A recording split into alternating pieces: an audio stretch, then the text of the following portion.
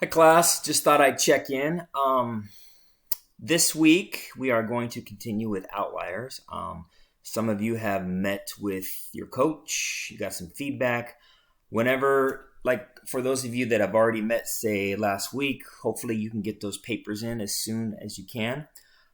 We had a few people no show, so if you missed your session or whatever, you could contact your coach, or you can just go back into the Padlet and sign up under another one because there are some extras. So be sure and do that because you are to submit your notes from your one-on-one with the coach. All right, so just kind of run through the objectives for this week.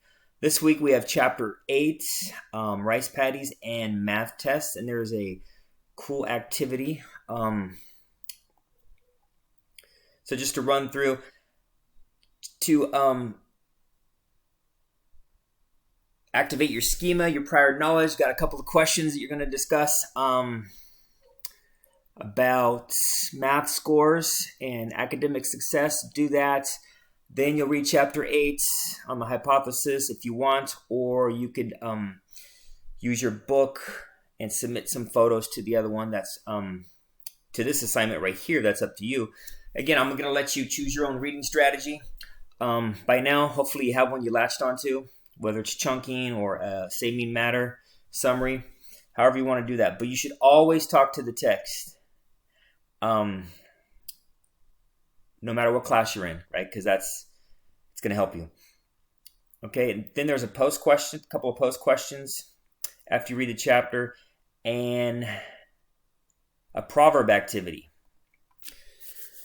Proverb activity. Here are some proverbs. So proverbs are like these sayings, and once you read Chapter 8, you will know why I did this, because it talks about some of the proverbs in, I think, Japan, or maybe it was China. I forget.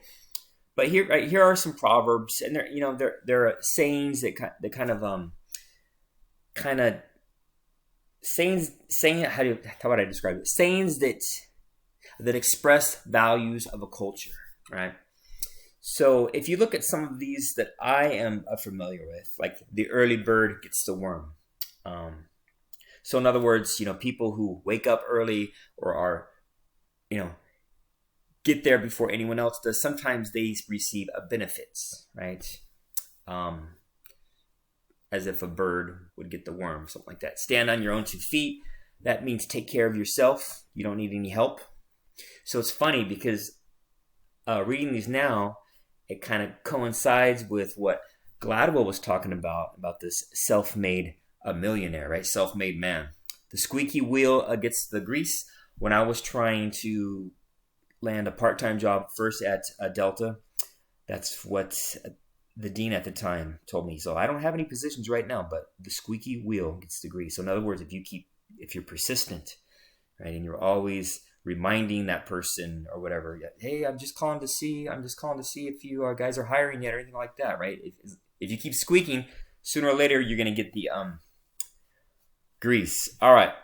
So this is a multi-part assignment. First, you will select 2 proverbs from this list and explain it.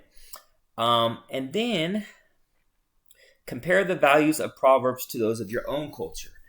Right, some of you, have come from different backgrounds, so you could start thinking about some proverbs that you grew up with, and you can compare those to that. All right.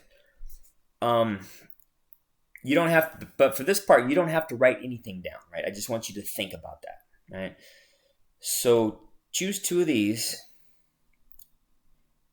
Define what they mean, and think too that maybe you were taught. Maybe there's something that only your family knows, right? So just, you don't have to put anything down. Then for number 3, let's read this. Culture is a word for people's way of life, meaning the way they do things. Different groups of people have many different cultures. Culture is seen in people's writing, religion, music, clothes, cooking, and in what they do. A culture is passed down on the next generation by learning, and in Outliers, Malcolm Gladwell refers to this as our cultural legacy.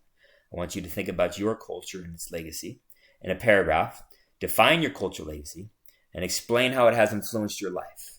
incorporating your proverbs for support. In other words, explain how the proverbs you have chosen to help to explain your cultural legacy. So that stuff that you were thinking about here in number 2, that's what you're going to be writing down. It says, find 3 proverbs from your culture that reinforce your values and post 1, right? 1 in the discussion board and explain. Then, of course, like always, come back and respond to 2 classmates' posts. There are some websites here.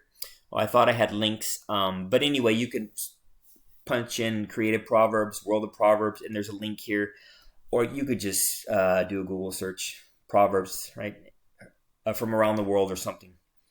But it doesn't matter. Maybe it's something, like I said, maybe it's something that your grandfather told you, but only your family knows about it. It could be anything, any kind of saying, right? Okay. So, keep working on the paper and do this. I would like to do a Zoom session. I'll see when my availability is, either Tuesday or Wednesday.